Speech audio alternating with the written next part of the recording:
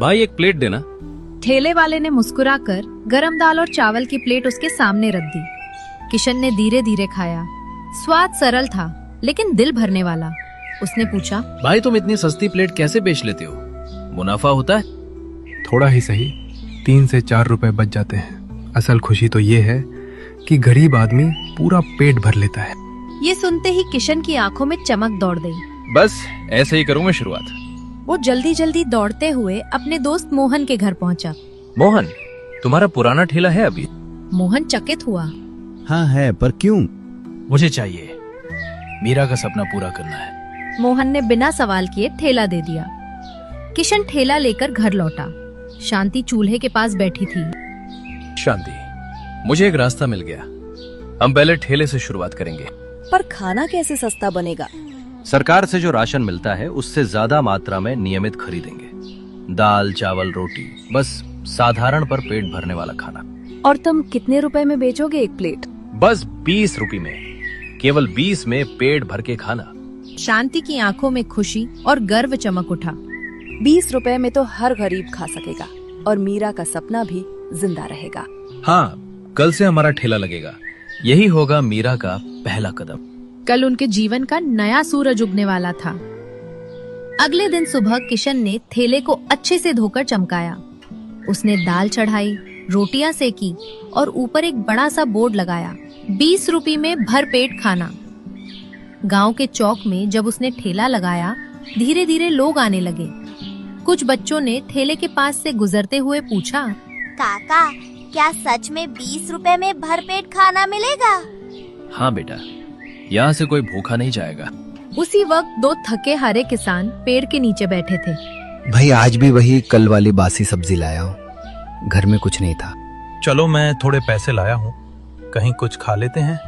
नहीं भाई, तेरे पैसे मत खर्च कर, बासी ही खा लेंगे। तभी दोनों को पास से एक जोरदार आवाजें सुनाई दी। आओ आओ, 20 रुपए में पेट भर खाना खाओ। गरम गरम दाल, रोटी और चावल। आओ आओ। दोनों एक दूसरे को देखने लगे। अरे ये तो सस्ता लग रहा है, चलो देख के आते हैं। वे दोनों ठेले के पास पहुँचे। भाई क्या सच में 20 रुपए में पेट भर खाना मिलेगा? हाँ भैया, 2 रोटी, दाल चावल और साथ में आम का अचार, सब बस 20 रुपए में। भाई जल्दी 2 प्लेट लगाओ, बहुत भूख लगी है। किशन ने गरम गरम दाल परोसी, नरम रोटियां रखी और प्लेटें सामने कर दी। दोनों किसान खाने लगे और बोले, वाह, इतना स्वाद और इतना सस्ता। भगवान तेरा भला करे भाई। भाई ये मेरा नहीं, मेरी बेटी मीरा का सपना है। वो चाहती थी कि गरीबों को भी अच्छा खाना मिले। भगवान उस बिटिया को लंबी उम्र दे। इतने में ठेले के पास एक बूढ़ा साधु आया। उसके चेहरे पर तेज था। वो बोला, बेटा तो बहुत पुण्य का काम कर रहा है। जो दूसरों का पेट भरता है उसका घर कभी खाली नहीं रहता। धन्यवाद बाबा, ये मेरी बिटिया का सपना था, अब वही मेरा जीवन बन गया है। तेरी बेटी जल्द ठीक हो जाएगी। किशन चौंक गया। आपको मीरा के बारे में कैसे पता बाबा? जिसका मन सच्चा हो उसकी बात भगवान तक पहुंचती है बेटा। ये कहकर वे धीरे धीरे वहाँ से चले गए। किशन देर तक सोचता रहा। उन्हें कैसे पता चला कि मीरा बीमार है? शाम तक उसके ठेले पर भीड़ लगी रही। कोई किसान धन्यवाद कहता, कोई मजदूर मुस्कुराता। हर प्लेट में सिर्फ खाना नहीं, दुआ भी मिलती थी। रात को जब किशन घर लौटा, शांति दरवाजे पर खड़ी थी। उसने मुस्कुराते हुए कहा, आज तो पूरे गांव में तुम्हारे ठेले की चर्चा है। सब कहते हैं अब कोई भूखा नहीं सोएगा। हाँ शांति, अब मीरा का सपना सच हो गया। अगले दिन सुबह किशन हमेशा की तरह अपने ठेले को तैयार कर रहा था। तभी उसका पुराना दोस्त हरिया दौड़ता हुआ आया और जोर से बोला, अरे किशन जल्दी चल, गांव में एक मेडिकल कैंप लगा है जहां कैंसर के मरीजों का मुफ्त इलाज हो रहा है। किशन ने चौंकते हुए कहा, क्या सच में? लेकिन यार गांव के डॉक्टर ने तो कहा था कि अब मीरा का इलाज मुमकिन नहीं है।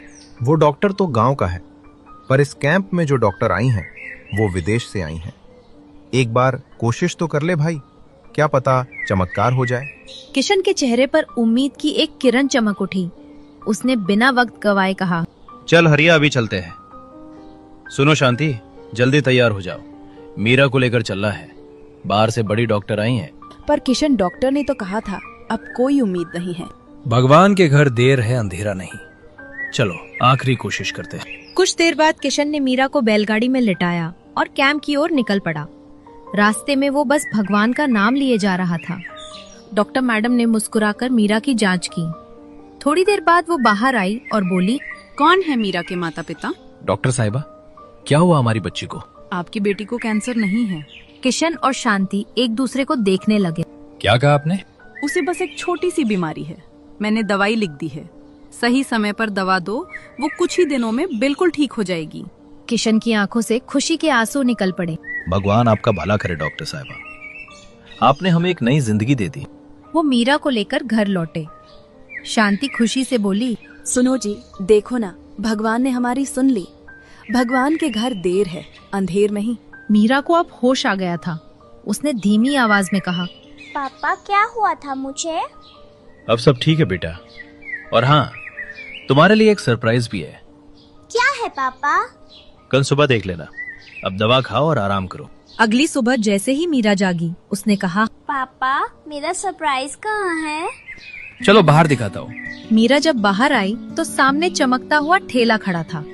उस पर लिखा था 20 रुपए में भर पेट खाना। मीरा की आंखें चमक उठी। वो खुशी से चिल्लाई, पापा आपने मेरा सपना सच कर दिया। हाँ बेटा, अब कोई गरीब भूखा नहीं रहेगा। पापा अब मैं भी आपके साथ ठेले पर चलूंगी, मैं भी सबको खाना परोसूंगी। इस तरह मीरा का सपना सच हुआ और वही सपना पूरे गांव की उम्मीद बन